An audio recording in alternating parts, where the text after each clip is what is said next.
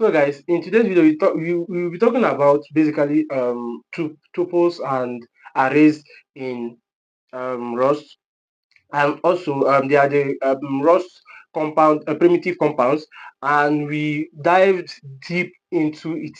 Okay, we explained it from the simplest to the most complicated aspect of it, using things you can really understand, things you can really relate with, to be able to break this concept down. So as much as possible, stay tuned throughout this video and you understand what tuples are, how they can be applied, and how indexing works, how you can destructure tuples, and the difference between tuples and arrays in Rust. Okay, and also you will also be able to apprehend what they are generally. Okay, we use relatable values and relatable stuff to explain this concept. So guys, do well to watch to the end and subscribe and share, guys.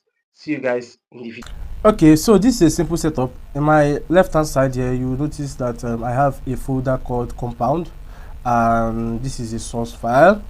This is the generated files and folder that the cargo generated for us.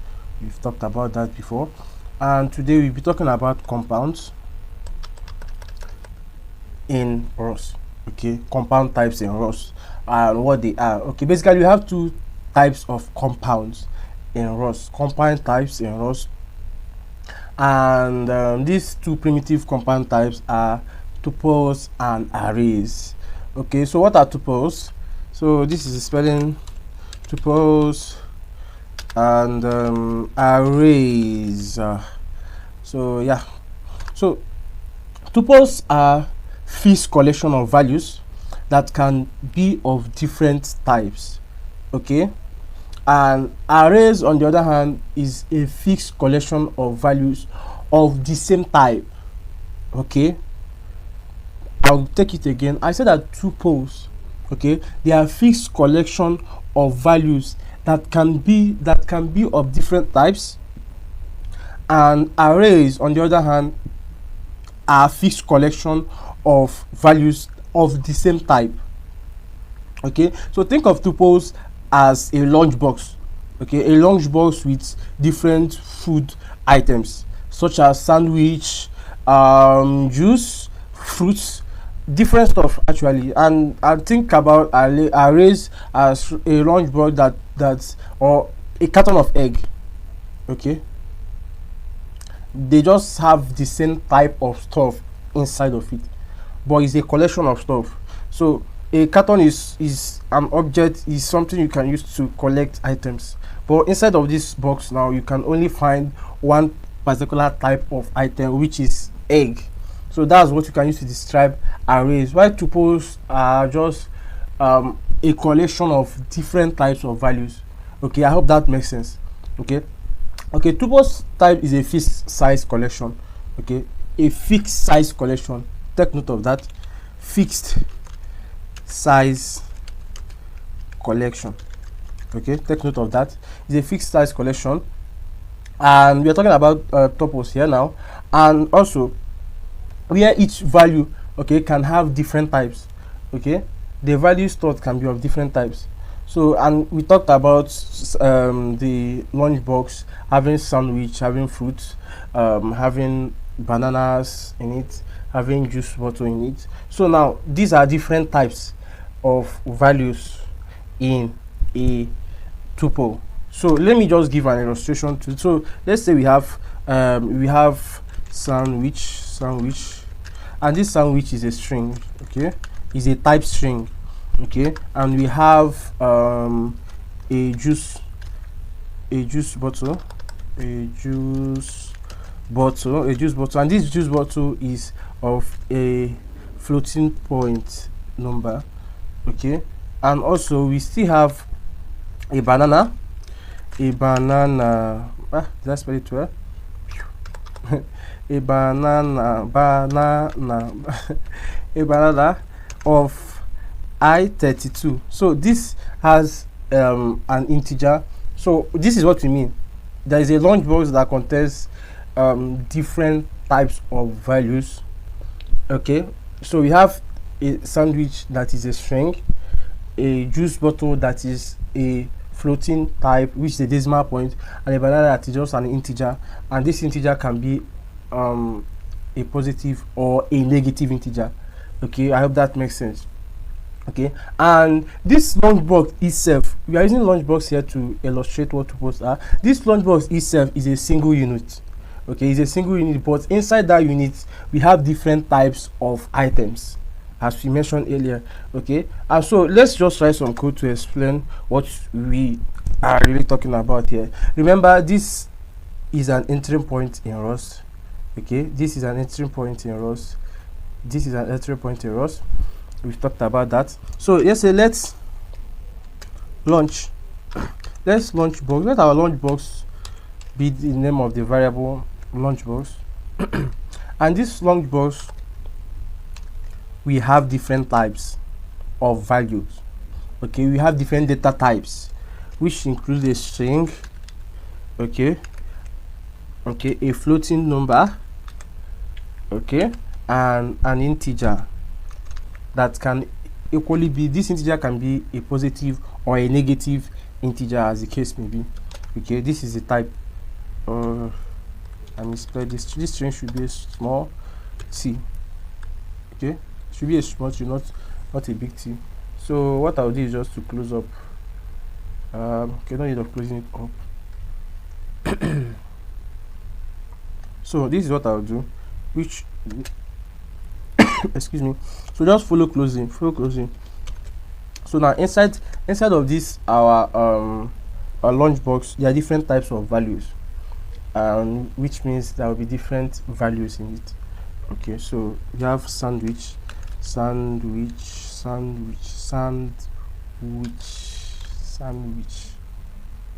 me. Yeah, sandwich, and this sandwich is a string dot to underscore string. Okay, so a string type, and we have 250.5, which is a floating point, and we have 1, which is a normal integer. Okay, now the compiler didn't find any issue here. There was no error found at all. So now to briefly explain what these things are, I think I need to close this bar, so that, let me just Control B to close up this. Yeah, so I hope you can clearly see what these things are. So now to illustrate this, okay, the sandwich is a string, which is this is a string, okay, and this is the banana, the juice, which is just 2.505 millimeters, that's ml, and we just have only one banana, which of the type 32 integer, which this I here is what we call a signed integer, right? We explained that before, right? Okay, so now just like a lunchbox keeps different food items, okay, this is also how tuple also hold multiple values of different types. So this is a different value, this value is different from this, and this is different from this. Okay, they are different values, and which means that they are of different types. And so this tuple help us to actually hold and store values of different types. Okay, does it make sense? I hope it does. Okay, then we still talk about how was it, just break it down more in the subsequent, just in a few minutes. Now let's talk about how to destructure tuple. Okay, if you're coming from the world of React and JavaScript, you should have already known about destructuring, okay, which is actually something cool. Okay, so what if you want to, assuming now you want to take out individual items from this lunchbox. Okay, you want to take sandwich, okay, just to unpack them. Okay, you want to unpack this lunchbox and take stuff there individually. How will you go about it? Okay, this is what you want to achieve. You want to see if you can be able to unpack this and take this one at a time. So this is what you do. Follow my write up. So this is I'll just comment this out.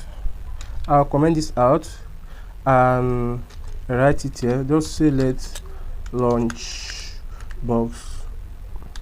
It would have been easier for me to just copy and paste, but for the sake of us to follow along, I'll just make sure I write everything. So sandwich, sandwich, sandwich, sandwich, sandwich.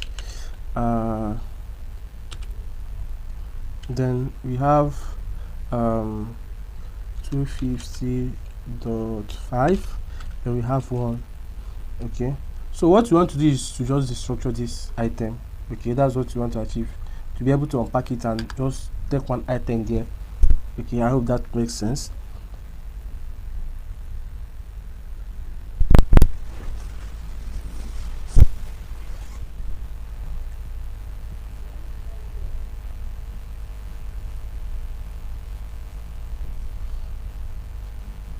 So we say let food, drink, which is our juice, sandwich is the food, and the fruit is banana. Okay, we are trying to destructure this item. Lunch box.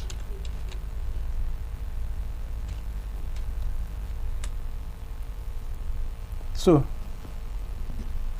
remember that our compiler was able to dictate which is which. Okay, which is fine by us. So this is just we just gave this lunchbox, the items inside this lunchbox are this. Okay, but we want to be able to just pick the items apart and do with them as we choose. Okay, what seems fit for us. So what we will do is, now we are taking this, we are giving this variable names. Okay, these are variable names. Okay, and we are assigning them to this lunchbox. That's what we are doing. And so we are saying that each value here will be assigned to each systematically. Okay, that's what we are doing. We are saying that the food will be assigned to sandwich, and the drink will be assigned to the 250.5 ml of our fruit juice, and the fruit will be assigned to our banana, which is 1 banana. Okay, that's what that's just basically what we are saying here. So but let's just print out something here. Let's try to see if because we want to pick them apart. We don't want to just take everything. We want to just take one item and go away, which is print. Let's say we want to just take the drink. Okay, we just don't want to mess the box around. Just want to take food. So the thing, the drink is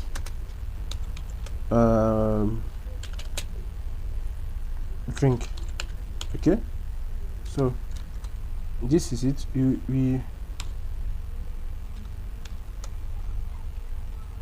Okay, let me just Control X, Control V. So because this should be outside of this closing bracket, quotation mark, sorry. So I'll just open my terminal. Let me drag this down and allow it to load as we break this concept down very well. And now remember, the only place that is a squiggly line is now the food and the fruits. Why the drink there is no squiggly line? Because we are already using it. Okay, we are already using the drink. So we've already used the drink, so it's throwing an error that if you're intentionally doing this, so this is what we've already picked this drink. Meanwhile, it's throwing an error with these fruits and this fruit because we are not using it already. But it's fine, we don't want to use it. Our whole aim is that we wanted to just take one item from this box and make use of it, and we've achieved it by just destructuring this item. Okay, and just picking out this only. Okay, that's what we wanted to achieve, and we achieved it. Okay, we achieved it together. So let's assume that you want to access this tuple element directly. Okay, if you want to grab something directly from the lunchbox without unpacking everything. Okay, so what we did was we unpacked it, we grouped them, and just take one item and go away. So let's say you want to actually access an item directly from the box without trying to unpack it. Okay, how will you go about that? So this is what you do. So let's write some more code. Excuse me. So you just say let's I will rename it something else because I don't want to actually comment out that code. Launch, just call it launch. Equal sandwich sandwich 250.5, then 2 bananas. Let's just say it's 2 bananas because I'm tired of taking 1 banana. I mean, if I can take 2, why 1 at the first place? So let's drink. So what we are trying to do now is to actually access these elements directly. Okay, you want to access this stuff directly instead of actually doing it individually. Okay, you don't want to unpack the lunchbox and then access it. You just want to access the lunchbox directly. So we are using drink. So let's not use drink. Let's say I want to just take fruit. I mean, I've drank drink in the first this thing, in the first destructuring with the structure. So I just want to take fruit. I mean, it's cool if I take some fruit. It's healthy. It's really healthy. So I just say fruit. I want to access this equal launch follow suit launch dot 2. So why these 2? Why did we add 2 in this? So first of all, you have to know that these are 0 index, the same way as arrays, they are 0 index. Okay, rows are 0 index space, and so if you're counting this, you are counting from this is 0 and this is 1 if you're indexing it, and this is 2. Okay, and so that's why we added this 2. We want to access this last object here. We want to access this fruit here, so that's why we are using this 2. So this 2 will give us access to this fruit so that we can be able to take our 2 fruits and eat and be happy. Okay, that's what we are trying to do here. I hope that makes sense. Let's just print it out. Print ln this fruit is just this fruit is just 2.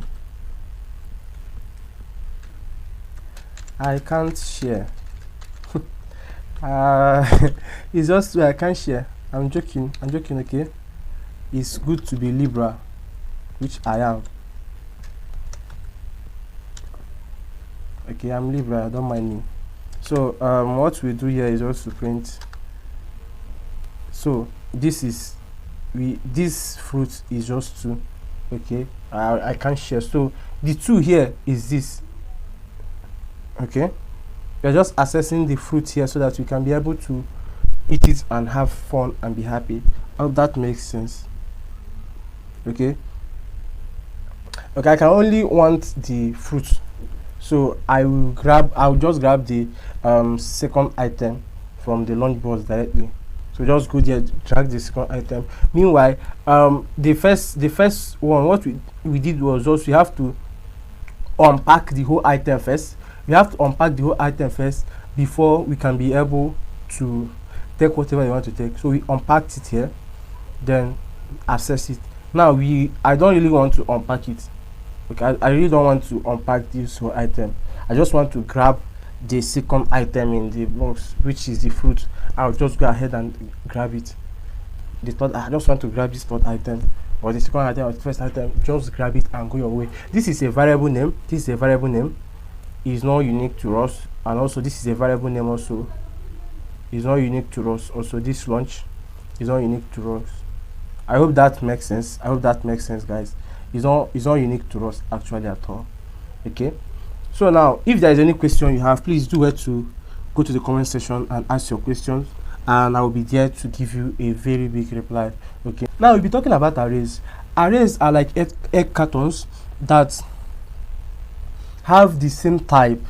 Okay, They have the same type. And a quick one also. Now when you're talking about, I made mention of fixed size. Okay. Now when we talk about fixed, this is what we mean. Now this is a fixed size. Okay, let me go back to the first one. This is a fixed size. Let me comment this. This is a fixed size, a string, a floating point, and an integer, and it must contain whatever the value will be, must be within these three items. So if you're adding any extra item here that is not within this type, okay, it will show an error automatically. So let's say I want to add let's say true here. I want to add true here, and the true is not something that was here already. Okay, it will show an error. So that's why you say it's a fixed size. It's showing an error already. Let's say what our Ross analyzer is saying. It's saying mismatch types. So we're having 3 types here, and it found 4 types here. So it's actually a mismatch type. Actually, it's a mismatch type. So that's what we mean by fixed. So I hope I clarified that what fixed are. Okay, let me comment this too. So let's go back to the arrays.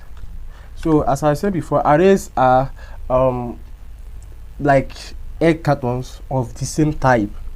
Okay, all eggs must be of the same type. I mean, obviously.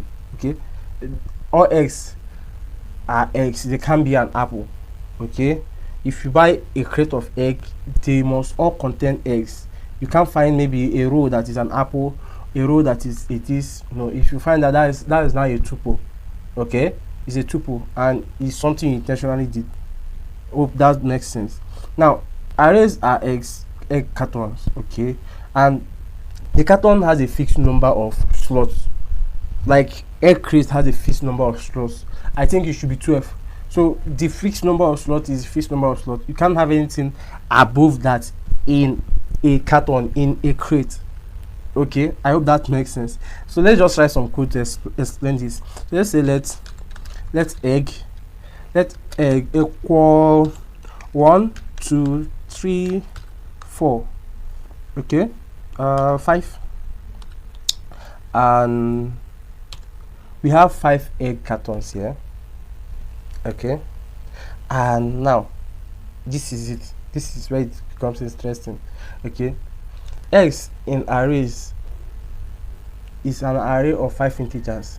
Okay, 1 2 3 4 5. So this egg is an array of integers. Okay, there is no string inside of it.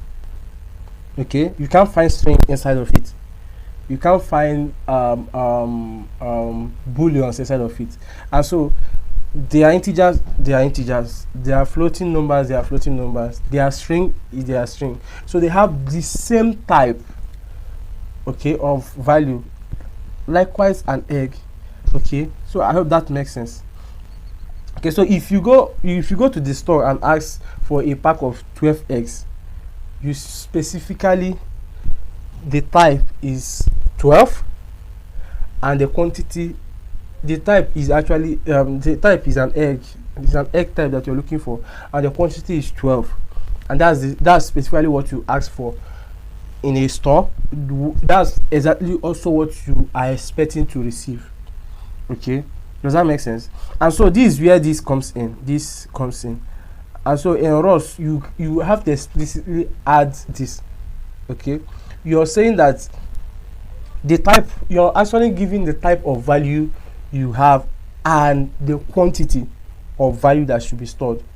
Okay, so let's just write it and be fine. And so this is what this is doing here. Okay, this is what this is doing here. And so if you look at it, let me this Ross is actually giving us this value now. Okay, you're explicitly telling that this type is this is a specific type, which is a number, a signed number, which can contain both positive and negative value, and the quantity is 5. So I have to explicitly add this. So to explicitly add this is what I'll do. oops, I32 and 5. So I have to explicitly add that this is what I'm looking for, and after adding it you can now print out this value. Okay, in the short way to do this is just to write. This is the best way to go about this. I wanted to give us maybe some shorter alternative, but I think sticking with this now will actually help. Okay, just master this basic, and we try as much as possible to be using this as often as possible on your building project. Okay, that's what you actually do. And so to access, let's say you want to access this value.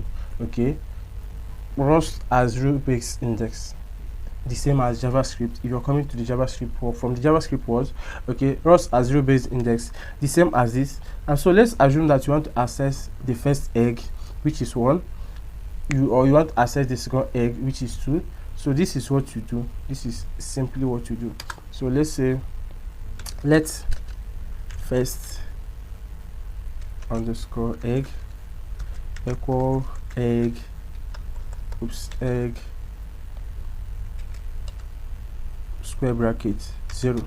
So I want to access the first egg, and if I want to access the second egg, I'll say let second underscore egg equal egg square bracket 1. So I want to access the second egg here. Okay, and the squiggly line is because you're not using the variables yet. Okay, you remember this egg was a squiggly line before, now we are using it here, and the squiggly line is now showing up here. So what we have to do is just to print these things, and we are good to go. So let's just print something. Print ln this is the first egg. So after you can print the second egg yourself and know whether you're comfortably mastered this art, okay, of print ln. So this is a micro, actually, as I mentioned before in our previous video. So this is a micro, it's going a micro, and so you just cargo run. Yeah, it's saying that this is the first egg.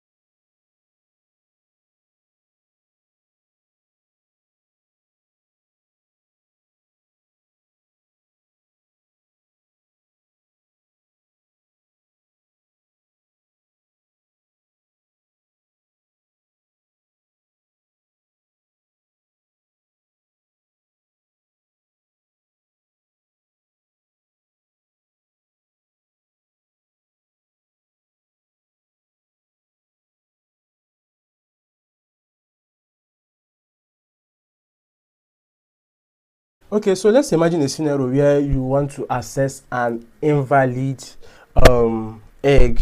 Okay, so let's say we have a 12 slots of egg, and there is only 5 egg available. Okay, there's only 5 egg available. I want to access it. What will be the outcome? What will happen? So we still use this. We still use this 5 egg to give this illustration. So let's say let invalid underscore egg equal egg 10. Okay, so let's see what happens. So I'll just copy this and replace it with this. Okay, and let's see what happens. So the compiler have already thrown an error. Okay, let's see what it's saying. Say index out of bound. Okay, the length is 5, but the index is 10. Okay, this is what this is saying. So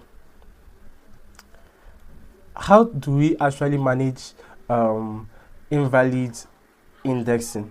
Okay, to prevent mistake, these mistakes actually, the ROS actually stop the program before it can access invalid memory.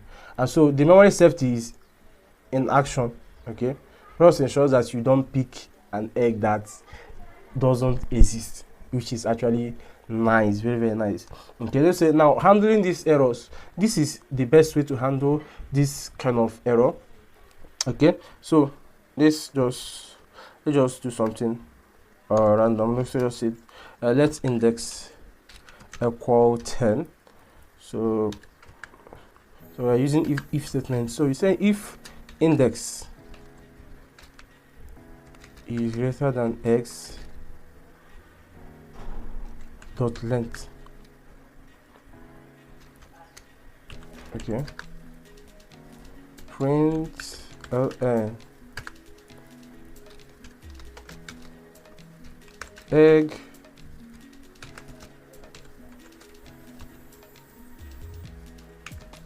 x index.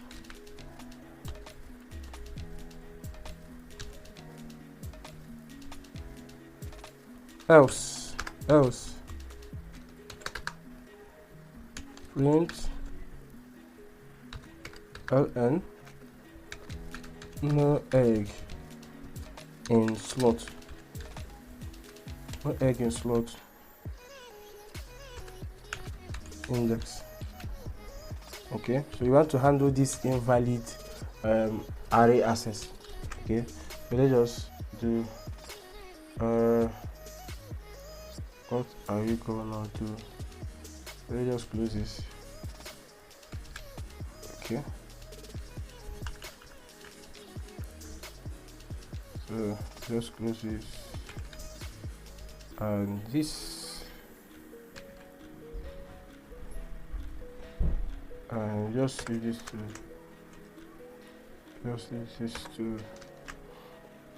so let's run cargo run and see what happened. It said So guys, no egg in welcome slot back. 10. Okay, so Okay, Tuples, so as you let's say that the mentioned, size are like now, lunchbox that are of remember this we different talked types about in the last video. with different values. When you're talking Okay, about and arrays integers, are of the same type okay, with we the talked same about value. that if you Fixed use items, size actually fixed items, take the and shape also of the system. this ROS makes sure Okay, that this this also is what, helps and we see in that they are both always in safety and function when we're efficient talking about reasons. arrays, Okay, and this is what and we are to talking about avoid today. memory errors. So let's So assume that's that okay, why this we are able to guess error the checkings third in ROS and these array, strict safety measures we are actually the third implemented. object in the array. So Okay, they say do that well egg to 4. actually rewatch this So he's not video. trying to No, tell you're that not in a egg 4 is competition with available. anybody. Do well to rewatch Okay, the I video hope if that makes you sense. didn't grasp I all hope that that makes is in sense. this So if video. there's any question you Okay, have in the and do well comment to section, subscribe and please share do well this to reach out to to your me friends, and and drop your also questions, follow and for I'll be in more, the comment okay, section of this to amazing reply video. any I'll be question you building have. projects to Okay, solidify if it what also you've means already doing the known, video to and help you we clarify will be any building stuff, from I'll here still on. do Okay, well to do see you that. guys in my next Okay video. guys. Bye guys.